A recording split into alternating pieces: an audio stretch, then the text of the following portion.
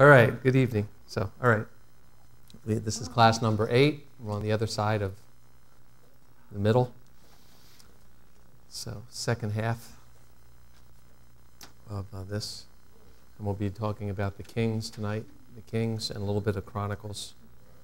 And did you get the handout? It's going to be useful to you. On one side, it's two charts that would be useful to you in this class, and then also in the spring class. If you're back with me in the spring, we'll go through the prophets. But on the one side, it goes through the kings, and this one is color-coded. Bad kings have like a dark spot by them, and good kings have like white, and kings that are not, that are sort of in between have gray on it. And then on the back side, you have the kings, and then down the middle, you have the prophets and their ministry. So this is good for you to, it gives you a sort of a progression, because there's 20 kings on each side, and we'll get into that. Okay, let's pray, and we'll begin this evening's teaching. All right, Lord, we thank you for blessing us tonight with your wisdom and your joy, bringing us out this evening, your investment in our lives. We just thank you for our church, for its ministry in Baltimore and throughout the world. We pray tonight you would guide us through these passages, through these scriptures, as we learn about you and discover a measure of understanding about what happened in these histories. We thank you for your history and that you're Lord over it all. In your name, amen. Okay. So tonight we're jumping into the two books of Kings, and then the first part of Chronicles. This is real. These books used to be known as the former prophets, and then the books that we call the prophets. In the Jewish studies, the people who are studying the Talmud and those things, Orthodox teachers, they still refer to these as the former prophets. And actually, Kings is attributed to Jeremiah.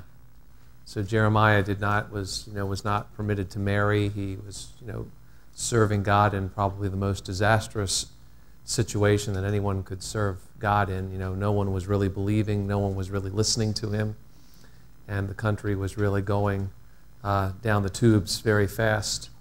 And so he wrote this record.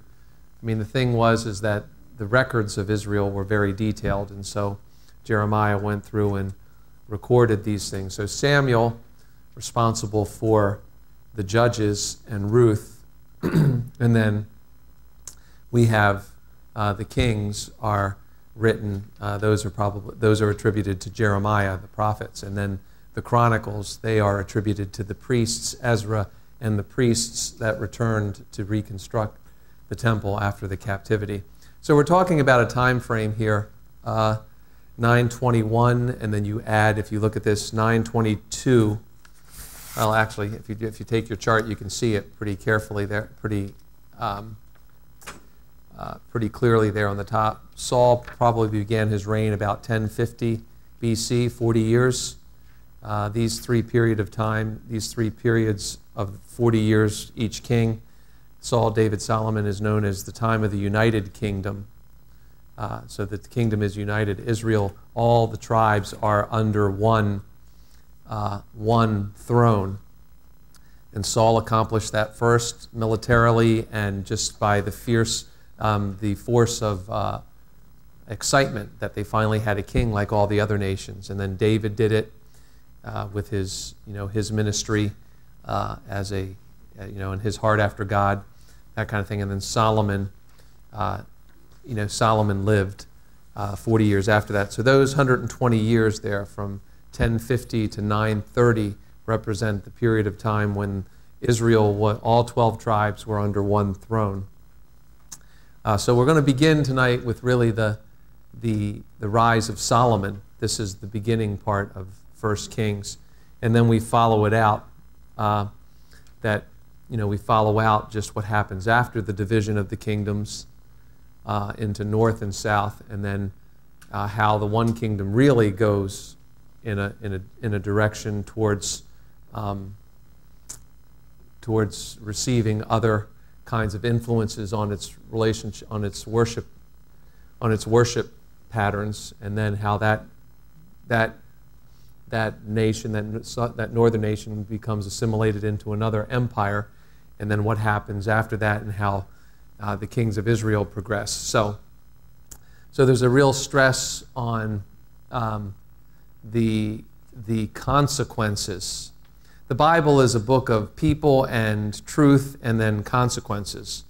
And people are hearing the truth, they're not necessarily practicing the truth, and then we see the consequences. And that gives us a good idea of where we might end up. We could live our lives by making sure that we don't live like this. The Bible tells us a lot about how not to live. And the Kings are about that, a lot about that. So the historic purpose here, so 1 through 11 is going to be the glory. This is going to be the glory of Israel, these first 11 chapters. You've had 80 years of rule by Saul and David, and now Solomon is going to rule for 40 years, and Israel is going to become the most prosperous, the most, the most prosperous, the most respected nation worldwide. People are going to come from all over. They're going to hear about Solomon's writings. They're going to hear about his wisdom. They're going to hear about the magnificence of his palace, and people are going to come across the world to see this, to view this. And so the historic purpose of this book in Kings is to provide the record of these acts of the kings of Israel and Judah. The Chronicles, you'll notice, if you read through them, you'll notice that the material in 1st and 2nd Kings and 1st and 2nd Chronicles is very similar, especially 2nd Chronicles. It's compressed. 1st and 2nd Kings is like compressed into one book in 2nd Chronicles. And that really is just dealing with the nation of what's happening in Judah, not so much what's happening in the northern kingdom, Israel. And, Israel will become 2 kingdoms, and the northern kingdom will take on the name Israel. The doctrinal purpose is to show us during the prosperous times in Israel, those were the times when the people were conforming to the law of God. And then when they were apostate, or when they were traveling in another way outside of the path of life, it would lead to captivity, imprisonment. They would become prisoners and captives again. And then the Christ-centered purpose throughout this book, these books, is really that despite the human sin and failure, God remains faithful to the covenant that he established with David. So we're going to see a lot of kings, particularly on the throne of Judah. God will keep bringing a king, and he will not, they will not necessarily be always successful. Some of them will be really bad people, really, like evil people. But God will not leave David without a person on the throne. He will, God will show himself to be true to his promise and his covenant throughout these books. All right, so Solomon, this is a transition now, Solomon, and it's not necessarily a neat transition. Solomon will be anointed and appointed and acknowledged as the king. Now, David's oldest 3 sons died. Okay, son of Bathsheba died. However it was working out, that David's first 3 sons were gone, were out of the picture. And Adonijah, at the beginning of Kings, we have this. We have the story of Adonijah and his design on becoming king. I'm the oldest. That's the way it works. That's the way it works in other nations. Like when the king dies, the oldest son takes his throne. That's what a dynasty is all about. David had, 8, 9, 10 wives, a couple of lists there, a lot of children. But Bathsheba had gotten this promise from him that her son Solomon, the son after the first son she had because of the affair, while her husband was still alive, that son died, but Solomon was then born. And,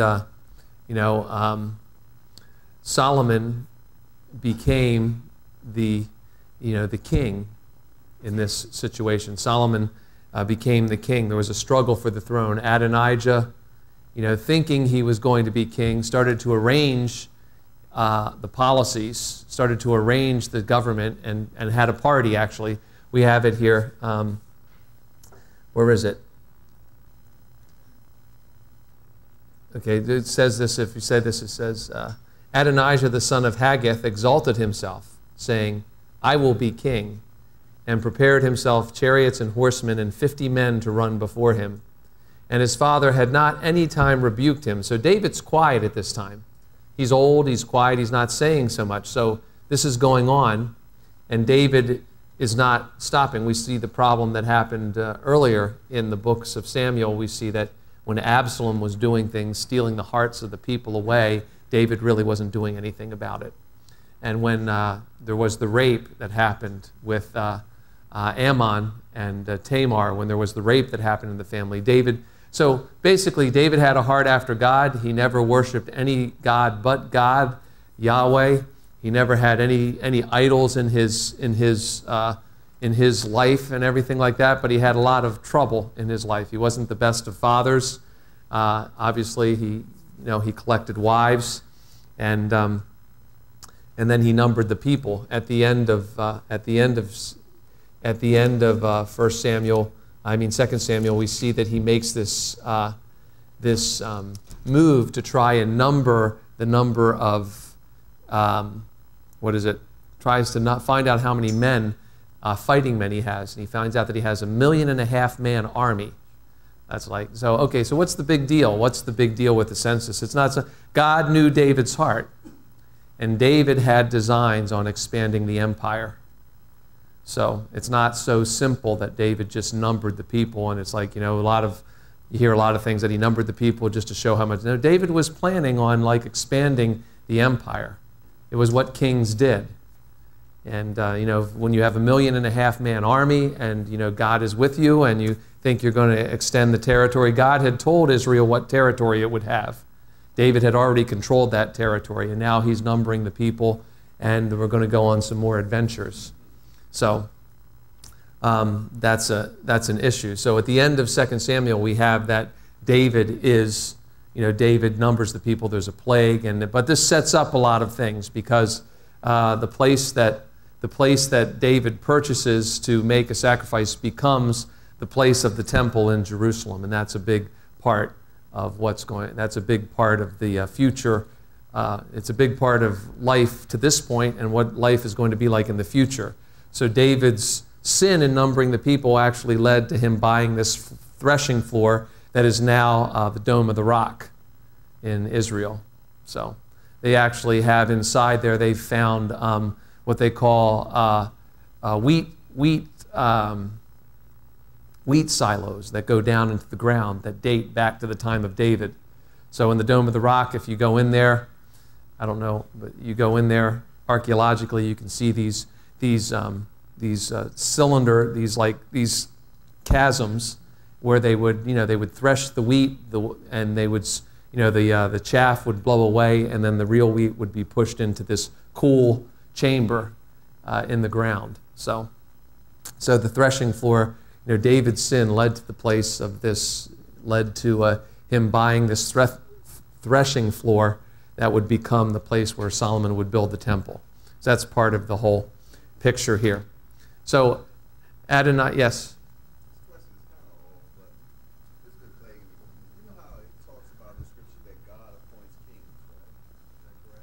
God, it says in Proverbs that God lifts one up and puts one down and holds.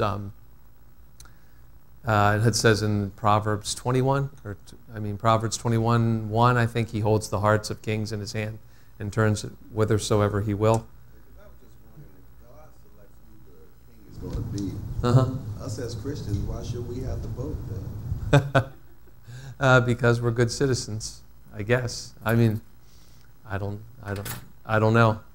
I just. Since he's going to have who he chooses anyway, because just like he appointed Saul, when they said they wanted a king, Yeah. He made Saul the king. I understand that, and I understand that, and you and Pastor Shabelli could go have a conversation about that, because we've had that conversation. I would say I've had that conversation about what's the purpose in voting, and I'm saying that I say that you have a perfect right to think that way, but if you don't vote, you don't have a right to complain about how things are. So that's all right. So yes.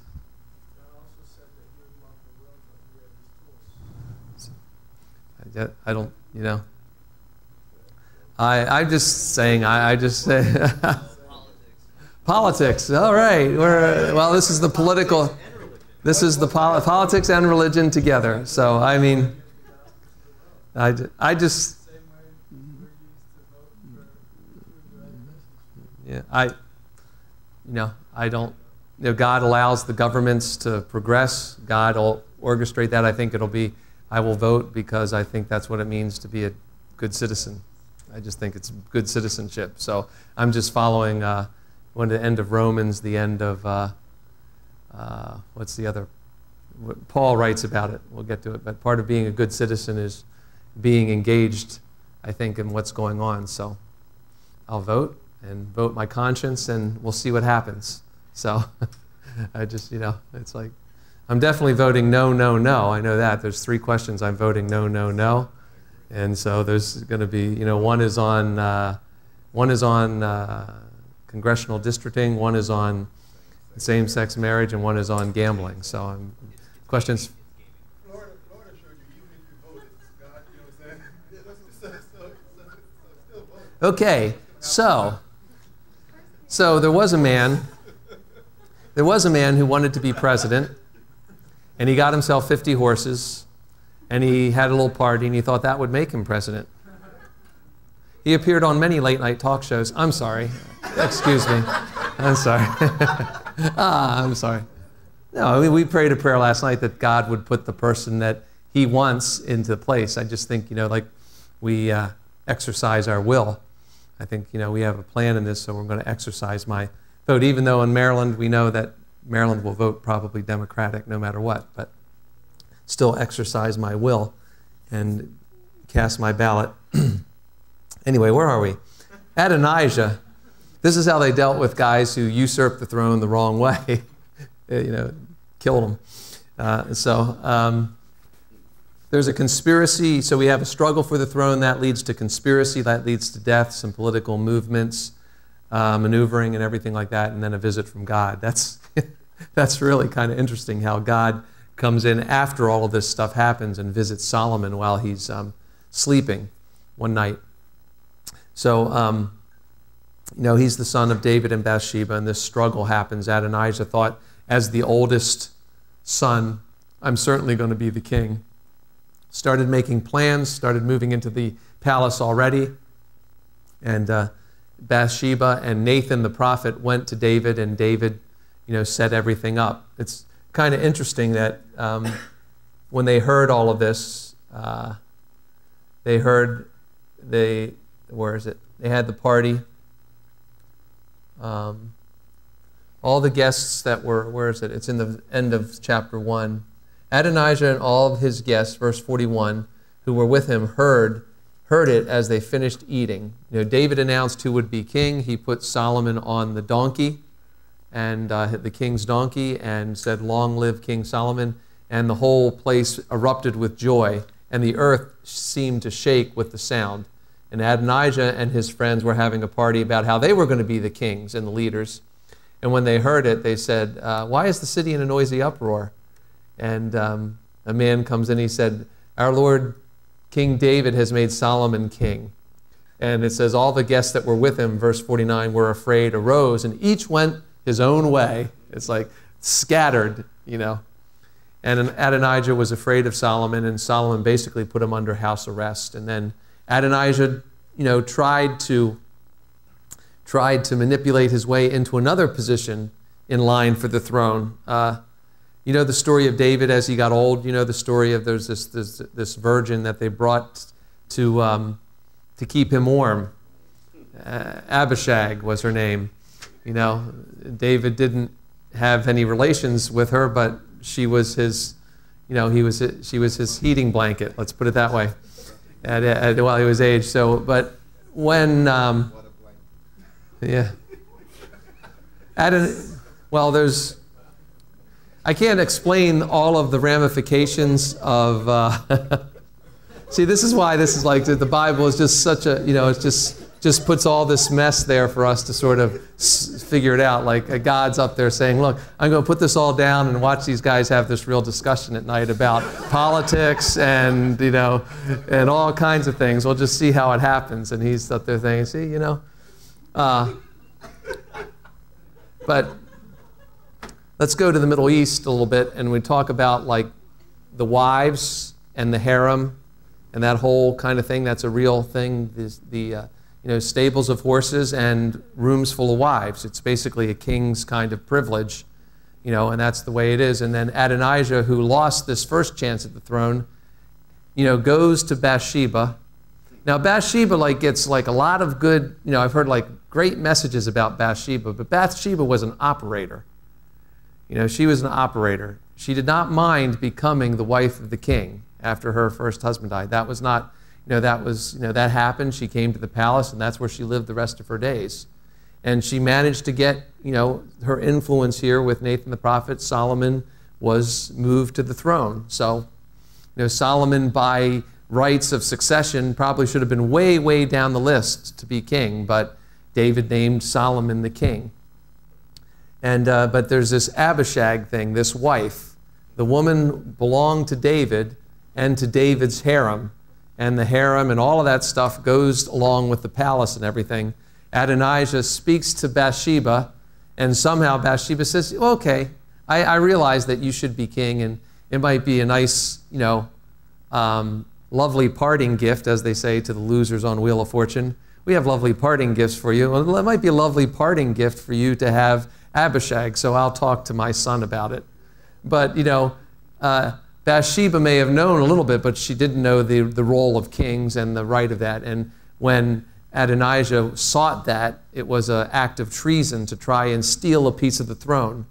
Because if he were to have a baby if he were to father a child, the way it goes, if he were to have this wife that was married to the king, David, the former king, and then that wife has a child, the way I understand it, he could have claimed the throne, or for his son, he could have claimed the throne for this son of David and ruled as what they call a regent, which means because we're going to meet a couple of kings that started ruling at 8 years old. The guy's, barely potty trained, and he's ruling a whole nation.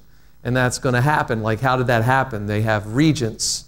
And you read it through history, how it happened in England. A couple of kings went to the throne about 15, 16 years old, and the regents ruled. So Adonijah was trying to become king again by manipulating his way. So that's just, what I miss? Okay, that's just part of the intrigue. Just like the Bible has all these amazing stories, it's much better than cable TV. All right, so next is Solomon gets a visit from God. And he, this is the story. David dies, there's a period of mourning, and Solomon realizes that he now has to rule this group of people, large group of people, 12 different tribes, and a lot of different problems, and he asks God for wisdom. That's in his dream. He asks God, I need wisdom. So this is there's 2 encounters. Solomon's going to have 2 encounters with God in this way. God will come to him and he will ask for wisdom, and God says, I'll give, because you didn't ask for wealth or the necks of your enemies or any of these things, I'm going to give you all the wisdom that you need, more wisdom than anybody will ever have on the planet ever again. And then I will also give you, more wealth than anyone can spend, and more, and peace, triumph, total peace in his 40 years of reign. And God keeps this covenant with him, even as his heart starts to slide away. Solomon doesn't really pay the price for his, he does in some sense, because when you read Ecclesiastes, you see that in his later years, Solomon really is just a bag of bones. He has 1,000 wives, and he's just a bag of bones with no teeth. And so his latter life is just like, he sort of ekes into his latter life and dies, a shriveled up old man, pretty much. That's the way the Ecclesiastes, and he's scared of his shadow, and he can't taste food, he can't hear singing, all of these things, so to say that Solomon didn't really suffer for his sin is not accurate, but that's the way his life sort of went. So the first project that Solomon will partake of is the project to build the temple that David wanted to build. David was not permitted to build the temple, but David designed all the plans, and David designed all the plans for this, and this is really outlined more specifically in Chronicles, and we'll see that later in the class tonight. But David designed all the plans and acquired all these treaties with nations nearby to bring in a proper amount of wood and precious stone and precious metals to build this. David, when he would conquer things, they would put things aside, saying this is going to go into the temple. This is going, large treasury of gold, brass, silver, all of these things put aside so that when Solomon had the peace, he could build this temple without any interruption. So it's a magnificent building project that goes through chapters 5, 6, and 7. Just talks about how they floated logs down the Mediterranean Sea and then dragged them across the nation of Israel to the place in where it was to the place in Jerusalem where it was built. And the one thing is, like, one of the great verses in here is let me see if I can find it here. There's a great verse in here that there was no hammer that was heard, no hammer or chisel was not heard in the temple. They would design the stones, and then they would ship the stones. Now, there's not trucks, there's not caterpillars, there's not any of this. All of this is human labor, rolling these things across these large blocks of stone, rolling these things across the desert to be fitted there. Every stone had its place there. And there's thousands of men working back and forth to get these things in place, and not a hammer or a chisel was heard in the temple place. Everything was designed far away, and when you brought it to the temple, it fit in its exact place. It was a place of peace. It's a good thing to think about. Like, we don't, we are prepared for our place in the body of Christ, if you're using this as a metaphor, or as a metaphor for what life is like in the church. Like, the church should not be a place where people are hammered and sawed up, that kind of thing. But then, at the same time, a church that does not exercise any form of discipline is really not really a good witness to the world. So it's, there's both those kind of things. We just won't go down that path. We'll get into another discussion. Anyway, so there's a large ceremony, a great demonstration, and then there's the hard issues that begin to surface, particularly as they relate to the amount of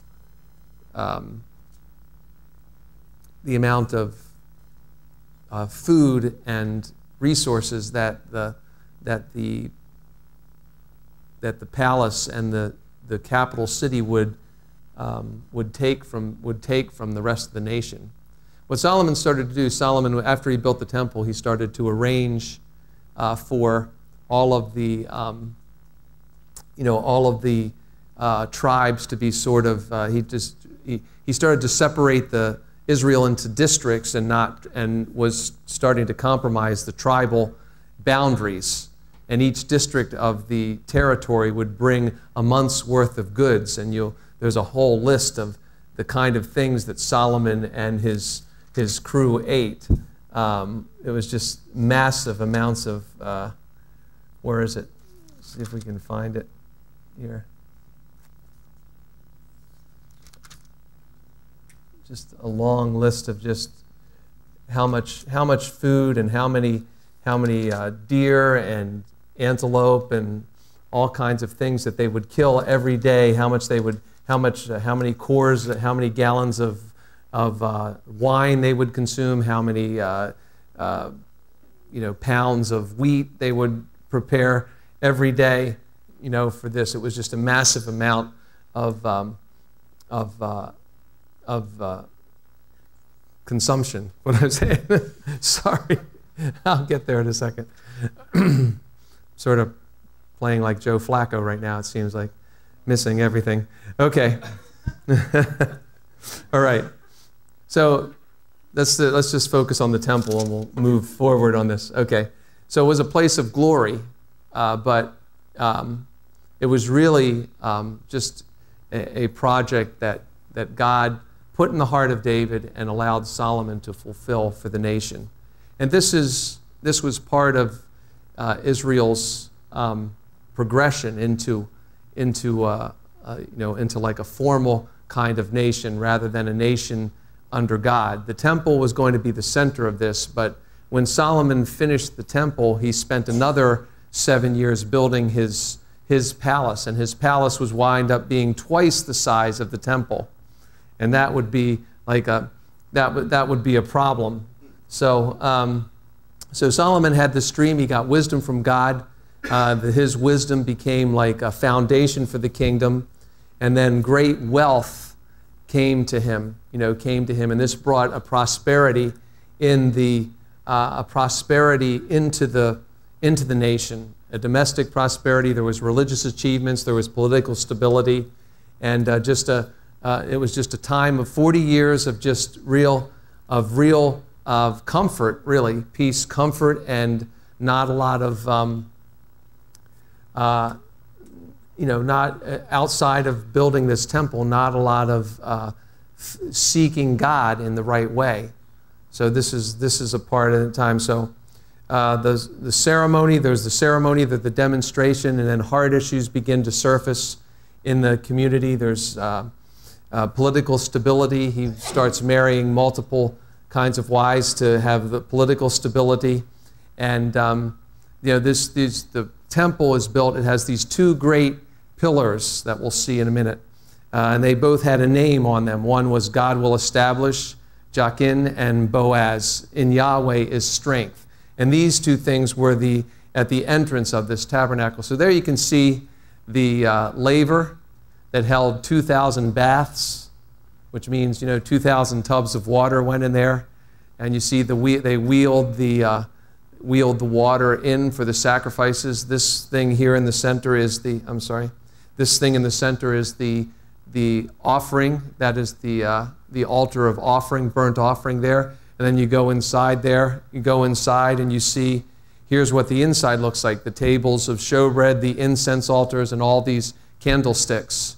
And then at the far end, you have the construction of the veil, and beyond that is the Holy of Holies right there. And in the Holy of Holies, the ark is a very small thing by comparison. Yes, ma'am? Well, this is not candles. It's, I'm sorry, I'm getting away. It's oil. So they pour pressed olive oil. They pour the olive oil into the little cup. Like, let's say every candelabra was shaped like a blossom, and the blossom held the oil, and the oil had a little wick in it, and they had to trim the wick all the time. That's the smoking flax that Isaiah talks about,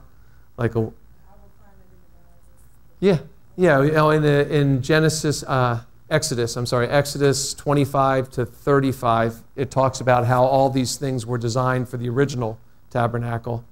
And then all of these things were made again by Solomon like this, just in a more grand fashion. And so this was probably the most close to perfect building ever made. It's the most close to perfect building ever made. God would eventually come and his glory would go into this place. Here we see he would create the giant cherubim that would be in the center of that. The giant, two large cherubim the Holy of Holies to look down on the ark that already had. Now, the ark had already been made. The ark is the same ark that David brought into his backyard, the same ark that Moses built. This is the same ark that Moses had them construct in the tabernacle, and it's now put in there. The one thing is the staves. You see the staves on each side there? Let's see. Can you see them? Am I getting that? Sorry. These two little, it's not working. If I can get there it is. These things that you carry the tabernacle with, these things. When they were designing everything, they miscalculated. There was one slight miscalculation as to how long those staves were, because it says in one scripture that the ends of the staves stuck out underneath the curtain. So there you see the curtain. The staves stuck out underneath there. So I don't think that was by design. I don't think they wanted the staves to be sticking out underneath the curtain, but they were. And that was the one sort of, you can have lots of plans, you can have everything go perfect, but you can have one small flaw in the whole system. And that was the one small thing that was not quite right about the whole tabernacle.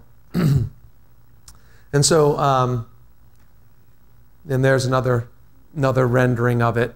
Maybe it's, that's those things were 18 cubits high.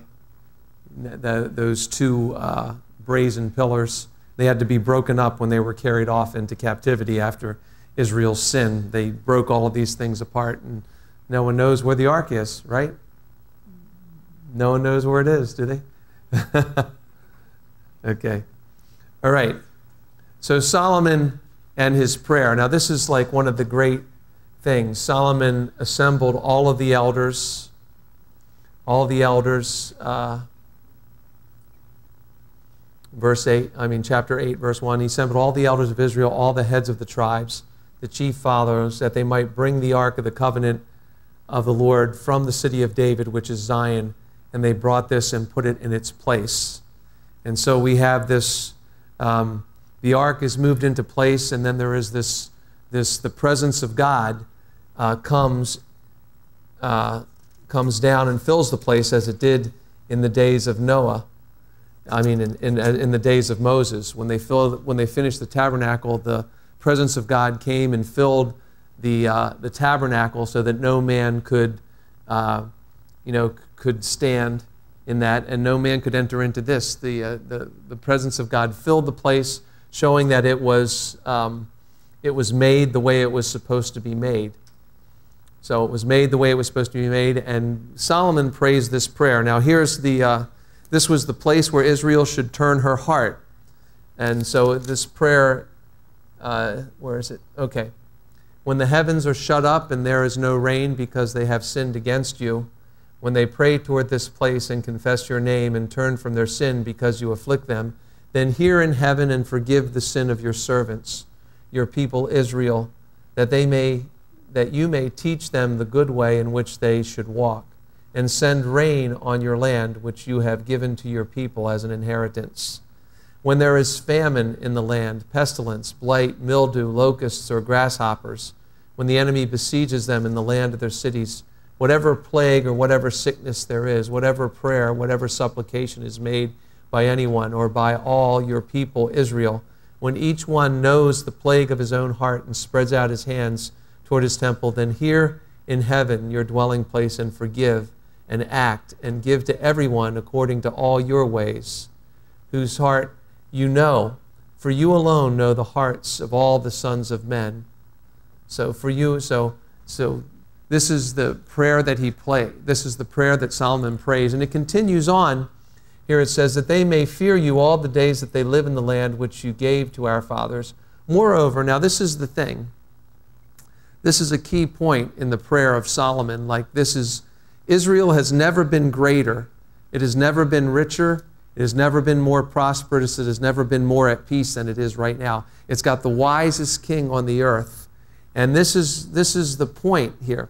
Moreover, concerning a foreigner who is not of your people Israel, but has come from a far country for your name's sake. For they will hear of your great name and your strong hand and your outstretched arm when he comes and prays toward this temple, here in heaven your dwelling place, and do according to all for which the foreigner calls to you, that all peoples of the earth may know your name and fear you, as do your people Israel, that they may know that this temple which I have built is called by your name. So this is the central focus. This is the central piece of this prayer. First, the blessing upon Israel, but also the blessing that goes out into all the world outside of Israel. And this is the point that I think, like, why did Solomon, what happened to Solomon in his latter days? What happened to him? What did he lose focus on? It's the world mission. The reason the temple was built was not so that Israel would stand above so much all of the nations, but that all the nations would be gathered to it and come to hear the wisdom that Solomon had from God. God had given him supernatural measure of wisdom. God had given him a supernatural blessing of peace. God had given Israel a supernatural blessing of prosperity. And these nations came to find out what the secret was. And so the temple served as a place. All the other lands, yes, they had a place of worship. But this was a different kind of place of worship. And this was a place not full of idols, but this was a place of presence where the presence of God could be sensed and enjoyed. And this was supposed to be a light for all the nations. So where did Solomon lose his way? Solomon lost his way when he lost the sense of world mission that God wanted him to emphasize and that he's emphasizing in this prayer. Solomon is on his knees. I think it's the next one. Yep. Solomon is before the people. He's before the people. He's lifting his hands toward heaven, dedicating the temple, and he's saying these things about this place. God, you gave this design to my father. You gave this kingdom by promise to me as a member of his family. You have given your presence to this people, Israel, because you chose them. You chose them to do this, but not so that they would be superior, not so that they would seem superior to the rest of the world, but that the rest of the world would find its way to you. And so he continues this kind of prayer. He said that the people of all the earth, verse 60 of 1 Kings 8, it said that the people of all the peoples of the earth may know that the Lord is God, there is no other. Let your heart therefore be loyal. Now he's speaking to the people. Here we see Solomon this way. This way he's facing God. He's before the brazen altar there, facing God. And then he turns around to bless the people.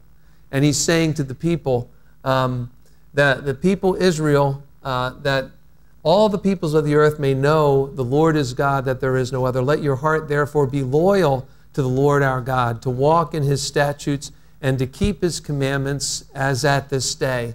Then the king and all of Israel with him offered sacrifices to the Lord. And here's a record of some of the things. 22,000 bulls were slain on that day. 120,000 sheep were slain at the dedication of the temple. That's a lot of little lambs. Yeah, I hope they sheared them first and made a lot of sweaters. I don't know, but it's like, I'm just thinking that's a lot of wasted wool there if you don't get that out of there. But, these are the thing. The world, and that's the thing. Okay, this was Israel's design. This was God's design for Israel. And God had brought it to this place. They had lived under God, under Moses, under Joshua, under the judges.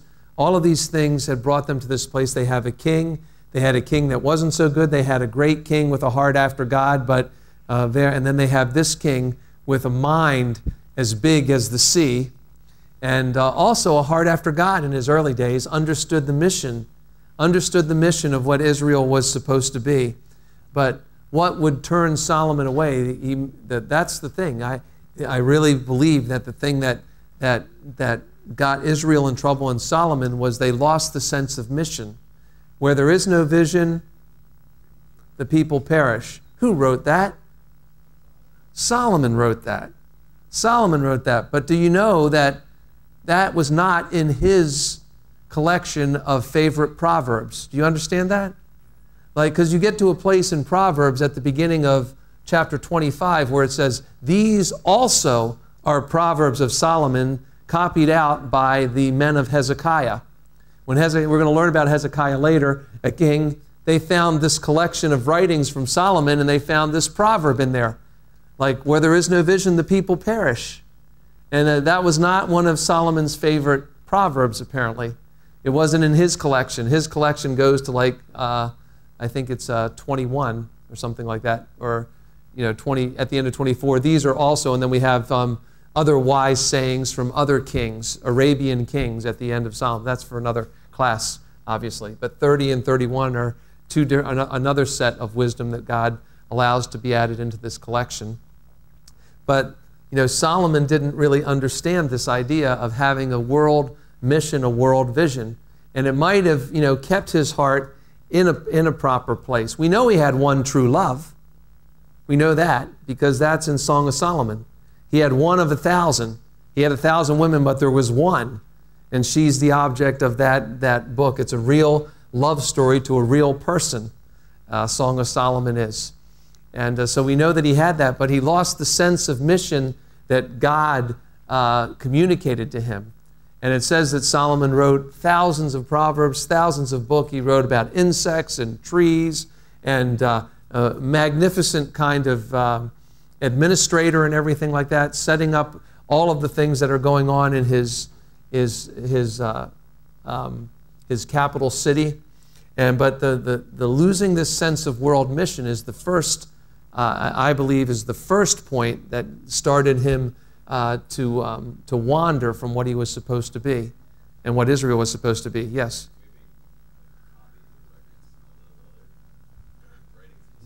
Well, these, obviously, these, do we have them? Not we. Obviously they found them. Obviously when they were looking through the palace, they found these things and put them together. The priests and Ezra and Nehemiah, all these men collected libraries, whatever the writings that they could save, What's that? That's what I'm asking it. Other thing. Well, I'm sure there's books out there, whether they're legitimate sources or not, what Solomon wrote.